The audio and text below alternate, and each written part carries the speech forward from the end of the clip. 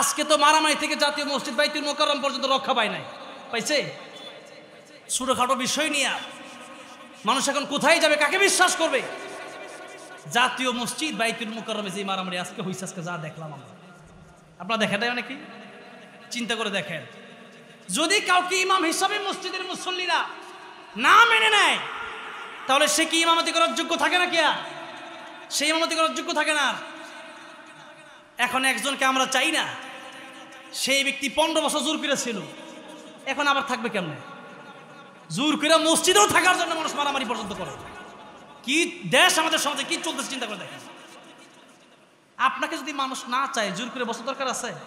কিন্তু কি পরিমাণ টাকা, কি পরিমাণ ক্ষমতা, কি পরিমাণ লোভ থাকলে পরে একটা শেয়ার মানুষ ছাড়তে চায় না। বাস ভাড়া করে লোক এনে জাতীয় মসজিদে মারামারি করে। আল্লাহ হেদায়েত দান করেন, বলেন আমিন। এখন অকারণে মারামারি করলো হাতি, সেই অন্ধরা অকারণে মারামারি করে হাত পাও ভাঙছে। এখন ঠিক তেমনি ভাবে আমরাও আজকের সমাজে জানি না মিলাদুন নবী কারে বলে, সিরাতুন নবী কারে বলে। বোম মারলেও নবীজির জীবনের সম্পর্কে কিছু বলতে পারবে না, একটা হাদিস বলতে পারবে না, একটা কোন আয়াত বলতে পারবে না, কিন্তু তারা আজকে মিলাদুন নবী আর সিরাতুন নবী নিয়ে মারামারি শেষ নাই, ঠিক কিনা বলে? অথচ আপনাদেরকে আমি জিজ্ঞাসা করতে চাই, 5 সংখ্যার ভিতরে এক আছে না নাই? 2 আছে না নাই? 3, 4, 5-এর ভিতরে সব আছে, কিন্তু 1-এর ভিতরে কি 5 আছে?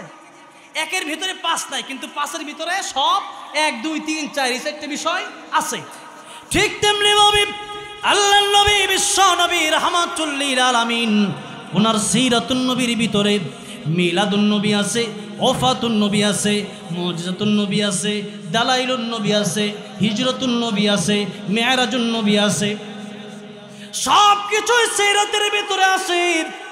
কারণ একজন মানুষের জীবনী যখন লেখা হয় বইয়ের ভিতরে, কিতাবের ভিতরে, তখন কি জন্ম ছাড়া তার জীবনী লেখা হয় নাকি? জন্ম ছাড়া জীবনী লেখা হয়? জন্ম ছাড়া তো জীবনী হয় না।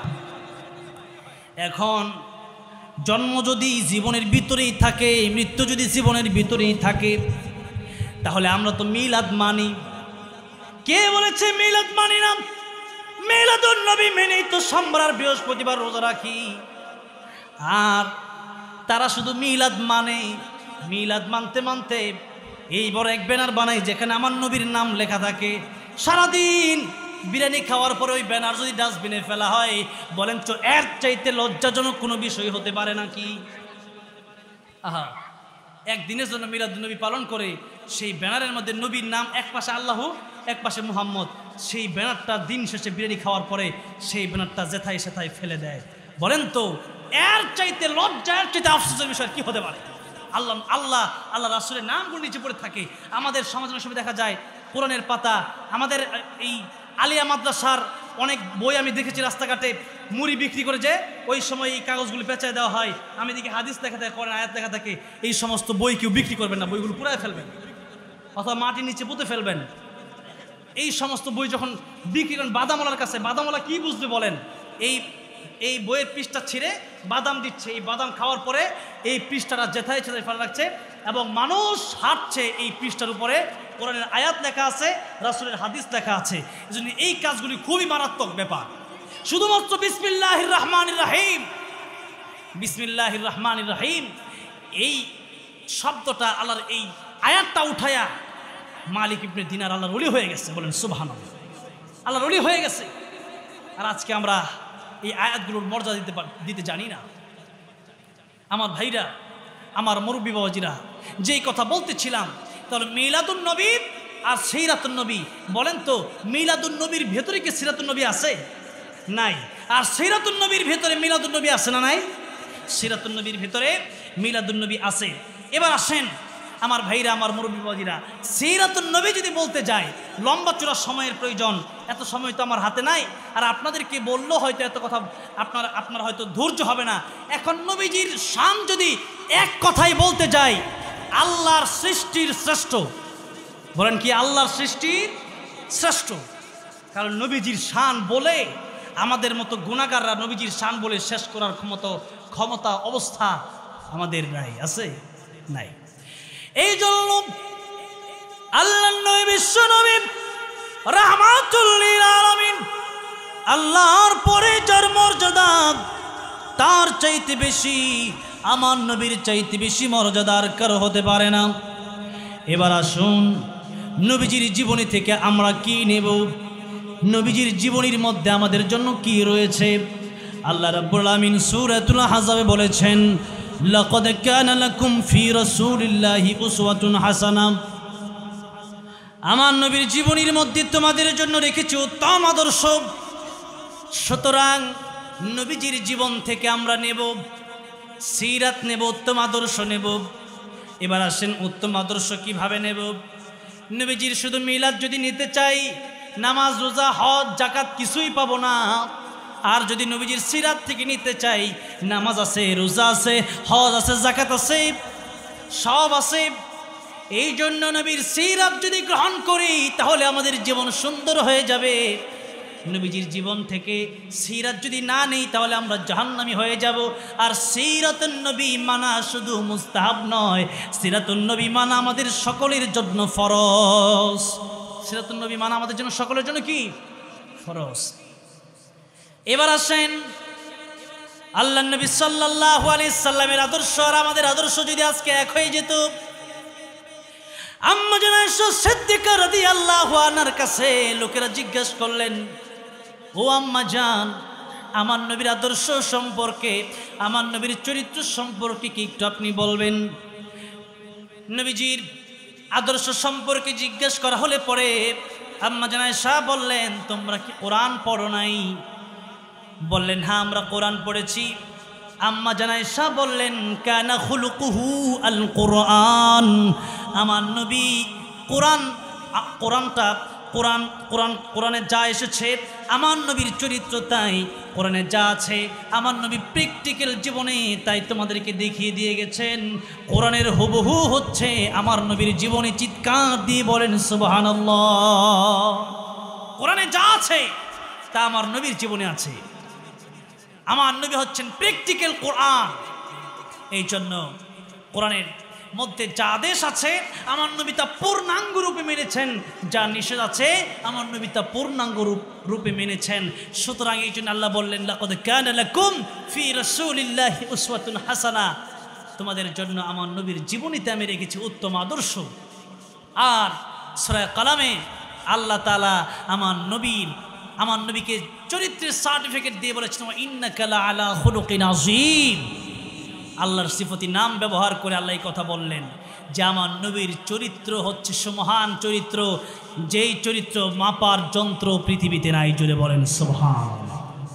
এমন চরিত্র, যে চরিত্র যদি মাপা হয় সেই চরিত্রের কুল কিনারা আপনি খুঁজে পাবেন না। এরকম চরিত্র ছিল আমার নবীর। ফতে মক্কার দিন আমার নবী যখন মক্কায় আগমন করলেন, তখন আমার নবী 10,000 সৈন্য নয় যখন মক্কায় আসলেন, আল্লাহর নবী সকলকে ক্ষমার ঘোষণা করে দিলেন, সাধারণ ক্ষমার ঘোষণা করে দিলেন। লোকেরা পালাতে শুরু করলো। নবীজি বললেন, কেউ পালানোর কোনো দরকার নাই। তোমরা যদি মুসলমান হয়ে যাও কোনো চিন্তা নাই, জোহর পর্যন্ত সময়। মুসলমান যদি না হও, জোহরের আগে মক্কা থেকে বের হয়ে যাও।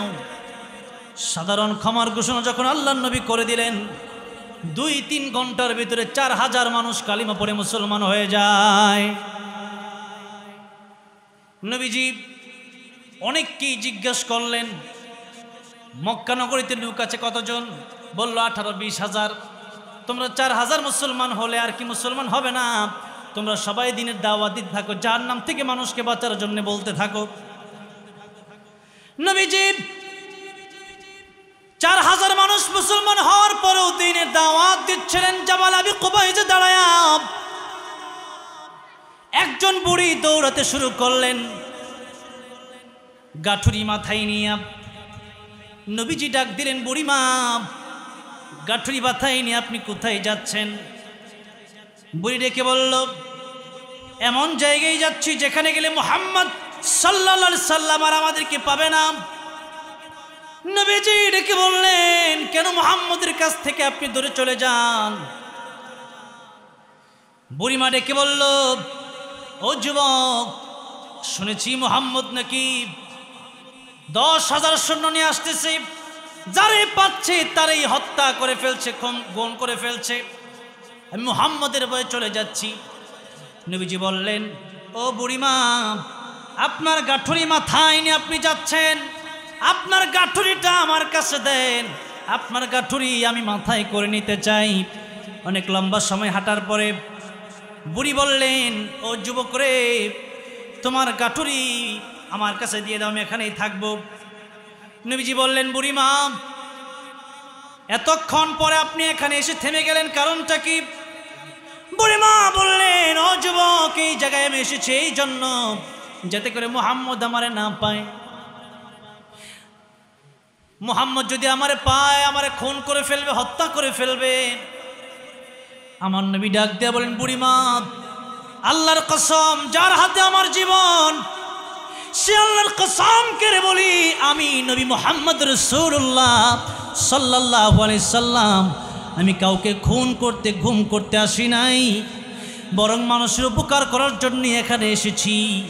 বুড়ি ডেকে বলল, ও যুবক, সত্যিই কি তুমি মুহাম্মদ? নবী বলেন, আল্লাহি আমি মুহাম্মদ। সত্যি যদি তুমি মুহাম্মদ হও, এতদিন যা শুনেছি তা কি মিথ্যা কথা? নবী বললেন, তা মিথ্যা কথা। আপনি কি কোনোদিন আমাকে দেখেছেন আমি মানুষ খুন করেছি? বলে না। তাহলে আজকে কি দেখলেন? ও মুহাম্মদ, দেখলাম তুমি আমার গাঠুরি নিয়ে এসে আমাকে হেল্প করে দিলে। মুহাম্মদ রাসূলুল্লাহ সাল্লাল্লাহু আলাইহি সাল্লাম বলেন, হেল্প করার জন্য আমি এসেছি। আমি তো রাহমাতুল লিল আলামিন, আমি তো মানুষের বিপদ হয়ে আসি নাই, আমি মানুষকে উপকার করার জন্য এসেছি, মানুষকে জাহান্নাম থেকে বাঁচানোর জন্য এসেছি। বুড়ি বললেন, এই যদি হয় তোমার সুন্দর চরিত্র, যেই যুবক আমার গাঠুরি নিয়া এতক্ষণ পর্যন্ত বর্তমানে মক্কা নগরীর নেতা হয়ে আমার গাঠুরি আমার পাহাড় পর্যন্ত, আমার ঘর পর্যন্ত পৌঁছায় দিতে পারে, সেই ব্যক্তি মানুষ খুন করতে পারে না, মানুষ খুন করতে পারে না। তিনি সত্যি রাহমাতুল লিল আলামিন, তিনি সত্যি বিশ্ব নবী, তিনি সত্যি রহমতের নবী। আমি আর দেরি করতে চাই না, আমারে তুমি পড়ে দাও লা ইলাহা ইল্লাল্লাহ মুহাম্মাদুর রাসূলুল্লাহ সাল্লাল্লাহু আলাইহি সাল্লাম। কালিমা পড়ে মুসলমান হয়ে গেছেন আমার নবীর চরিত্র দেখে। এরকম একটা দুইটা নয়, এখানে যদি আমি শুরু করি কথা সারা রাত চলে যাবে। আমার নবীর সুন্দর আচরণ দেখে কালিমা পড়ে মুসলমান হয়েছে, এরকম ঘটনা শেষ হবে না। জোরে বলেন সুবহান। শুধু আমার নবীর চরিত্র দেখে না, আমার নবীর চেহারা দেখেই মানুষ কালিমা পড়ে মুসলমান হয়ে যেত। আর আমার নবী যখন, আমার নবীর চরিত্রের খুলুক আজিমটা কেন এসেছে? মানুষের চরিত্র সাধারণত তিন প্রকার হয়। কয় প্রকার হয়? খুলুকে কারিমা, খুলুকে হাসানা, খুলুকে আজিম। একটা চরিত্র হচ্ছে এমন চরিত্র যে আপনাকে কেউ একটা থাপ্পড় দিচ্ছে, আপনি তার বদলা একটা থাপ্পড় দিয়ে দিলেন। আরেকটা চরিত্র হচ্ছে কেউ আপনার থাপ্পড় দিচ্ছে, তার বদলা আপনি তার থাপ্পড় দিলেন না, মাফ করে দিলেন। আরেকটা চরিত্র হচ্ছে কেউ আপনার থাপ্পড় দিল, আপনারা আঘাত করলো, আপনারা গালি দিল, কিন্তু তার বদলে আপনি তার আঘাত করলেন না, গালি দিলেন না, বরং তার তো মাফ করেই দিলেন এবং এমন সুন্দর আচরণ করলেন যে সে আপনার প্রেমে পড়ে গেল। বলেন সুবহানাল্লাহ। বলেন তো এই চরিত্রটা কি আমাদের মাঝে আছে? খুলুক আজিম। আমাদের কি চরিত্রের সার্টিফিকেট এমন লোকেরা দেয় যেই লোকের নিজের চরিত্রে ঠিক না, ঠিক কিনা বলেন? কিন্তু আমার নবীর চরিত্রের সার্টিফিকেট দিয়েছেন কে? যদি বলেন কে দিয়েছেন? আল্লাহ যার চরিত্রের সার্টিফিকেট দিলেন, ওনার চরিত্রে কোনো খুঁত আছে, কোনো ভুল আছে? কোরআনে কোনো ভুল আছে? কোরআনে যেরকম কোনো ভুল নেই, আমার নবীর চরিত্রেও কোনো ভুল নেই। আমার নবীর চেহারা থেকে নিয়ে পা পর্যন্ত কোনো দাগ ছিল না। ঠিক তেমনিভাবে আমার নবীর চরিত্রের মধ্যেও কোনো কলঙ্কের দাগ ছিল না। আমার ভাইরা, আমার মুরব্বী বাবাজিরা, যেই নবী এত সুন্দর চরিত্র শিক্ষা দিয়ে গেলেন, হিংসা নয়, অহংকার নয়, বরং মানুষের সাথে ভালো ব্যবহার, ঠিক কিনা বলেন? এটা হচ্ছে আমাদের জন্য দরকার। নবীজি তায়েফে যখন তিনি দাওয়াত দিতে গেলেন, তায়েফে একটা মসজিদে আমি দেখে এসেছি, সেখানে ছোট্ট একটা মসজিদ, তার সাথে একটা এরকম বড় না, ছোট্ট একটা পাহাড় আছে, ঘরটা ভেঙে গেছে, অর্ধেকটা ঘর আছে, এখনো সেই কাটা গাছটা আছে, বুড়ি কাটা দিত, শুনছেন না? তো নবীজি যখন নামাজ যেতেন তখন বুড়ি অনেক লম্বা লম্বা কাটা, সেই কাটাগুলো দিয়ে রাখতো। জিবরাইল আলাইহিস সালাম আসতেন, বলেন ইয়া রাসূলুল্লাহ, এখানে কাটা দিয়ে রাখছে, এইভাবে আপনি হাঁটবেন না, আগে কাটাগুলো সরায়। একদিন, 2 দিন, 3 দিন লম্বা ঘটনা, কাটাগুলো সরায়, জিবরাইল আলাইহিস সালাম সরায়, নবীও সরায়। তো 3 দিন পরে জিবরাইল আলাইহিস সালাম বলেন ইয়া রাসূলুল্লাহ, আর ভালো লাগে না, আপনি রাহমাতুল লিল আলামিন, তাম পৃথিবীর সর্দার আপনি, আর আমি সমস্ত ফেরেশতাদের সর্দার, আমি আর আপনি মিলে প্রতিদিন শুধু কাটা উঠাই, বলেন তো কই যে এরকম কতদিন করব? ইয়া রাসূলুল্লাহ, ফিনিশ করে দেই। নবীজি বলতেছেন না, আমি প্রতিশোধ দিতে আগ্রহী না, বরং তার জন্য আমি দোয়া করি আল্লাহ তাআলা হেদায়েত দান করুক।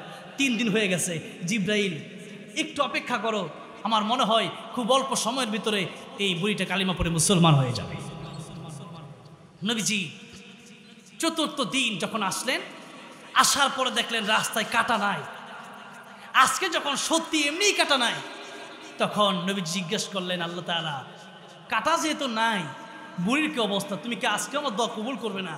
আল্লাহ বললেন, তোমার দোয়া মঞ্জুর, তুমি বুড়ির ঘরে যাও, অলরেডি বুড়ি কালিমা পড়ার জন্য রেডি হয়ে রয়েছে। নবীজি বুড়ির ঘরে গেলেন, গিয়া দেখলেন বুড়ির প্রচন্ড পরিমাণ জ্বর আসছে, অসুস্থ হয়ে পড়ে আছে। নবীজি ডেকে বললেন, বুড়ি মা, তোমাকে সহযোগিতা করার জন্য, তোমার সেবা করার জন্য কি কেউ নাই? বুড়ি বললেন, নাই, আর কিছু মানুষ থাকলেও তারা বিপদের দিনে আসে না। নবীজি বালতিতে পানি নিয়ে পানি বুড়ির মাথায় ঢেলে দিলেন।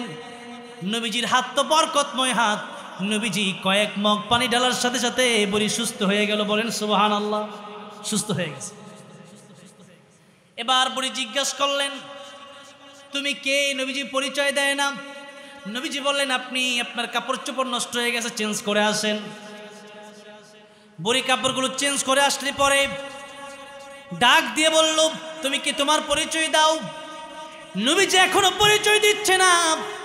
নবীজি ভালো মন্দ জিজ্ঞেস করলেন। বুড়ি আমার নবীকে বললেন, আমার জ্বর এসেছে, অসুস্থ হয়ে গেছি, এটা বড় ব্যথা না, মুহাম্মদ রাসূলুল্লাহর পায়ের নিচে আজকে কাটা দিতে পারিনি, এটা আমার মনের সবচেয়ে বড় দুঃখ। নাউজুবিল্লাহ বলেন। নবীজি জিজ্ঞেস করলেন, বুড়িমা, এতদিন পর্যন্ত আপনি যার পায়ের নিচে কাটা দিতেন, তারে কি আপনি কখনো দেখেছেন? বুড়িমা বলল, তারে কোনোদিন দেখি নাই। ও বুড়িমা, যেহেতু তারে কোনোদিন দেখেন নাই, তার পায়ের নিচে কেন কাটা দেন? বুড়ি বলল, এই জন্য কাটা দেই, সে অসংখ্য মানুষকে খুন করে ফেলেছে, মেরে ফেলেছে। নবীজি বললেন, বুড়িমা, আপনি যার পায়ের নিচে কাটা দেন, আজকেও যার পায়ের নিচে কাটা দিতে পারেন নাই, যার পায়ের নিচে কাটা দেওয়ার জন্য আপনি আফসোস করতেছেন, আমি সেই মুহাম্মদ রাসূলুল্লাহ সাল্লাল্লাহু আলাইহি সাল্লাম, বলেন সুবহানাল্লাহ। বলে রেখে বললেন, সত্যি যদি তুমি মুহাম্মদ রাসূলুল্লাহ, এরকম ভালো সন্তান পৃথিবীতে কোনোদিন আসে নাই, আর পৃথিবীতে কোনোদিন আসবে না। সুতরাং এই মুহূর্তে তোমার কাছে আমি কালিমা পড়ে মুসলমান হয়ে যেতে চাই। তুমি আমারে পড়ে দাও, লা ইলাহা ইল্লাল্লাহু মুহাম্মাদুর রাসূলুল্লাহ সাল্লাল্লাহু আলাইহি সাল্লাম কালিমা পড়ে মুসলমান হয়ে গেছে। আমার ভাইরা, আমার মুরব্বী বাবাজিরা, এই জন্য নবীজি গালি দিলে নবীজিকে, নবীজি পাল্টা গালি দিতেন না। নবীজিকে আঘাত করলে নবীজি পাল্টা আঘাত করতেন না। এই ছিল নবীর চরিত্র। আর আমাদেরকে একটা গালি দিলে আমরা তার 3টা থাপ্পড় দিই, ঠিক কিনা বলেন? আরেকজন আবার 10টা থাপ্পড় দিয়া শেষ পর্যন্ত একজন মার্ডার আর একজন আজীবন জেল। এই যদি হয় আমাদের চরিত্র, তাহলে সিরাতুন নবী আমাদের মানা হবে না। আর সিরাতুন নবী যদি আমরা না মানতে পারি, আমার নবীর আদর্শ যদি আমরা আমাদের জীবনে বাস্তবায়ন না করতে পারি, হিংসা অহংকার থেকে যদি আমরা না ফিরে আসতে পারি, তাহলে এমন সময় আসবে যেই সময় দেখা যাবে আমাদের মধ্যে মারামারি চলতেই থাকবে। আজকে আমাদের ভিতরে ঐক্য নাই, ঐক্যবদ্ধ হওয়ার জন্য আমরা পাগলপাড়া হয়ে গেছি। তো ঐক্যবদ্ধ হবে কেমনে? নবীর সিরত তো আমাদের ভিতরে আসলে নাই। উপরে পাঞ্জাবি টুপি থাকলেও ভিতরে আমাদের নবীর সিরত নাই, ঠিক কিনা বলেন? এই জন্য আল্লাহ সুবহানাহু ওয়া তাআলা আমাদেরকে যেন নবীর সিরত অনুযায়ী নবীর আদর্শ মেনে যেন আমরা সারা জীবন চলতে পারি। আল্লাহ তাআলা সেই তৌফিক আমাদেরকে দান করেন। জোরে বলেন আমিন।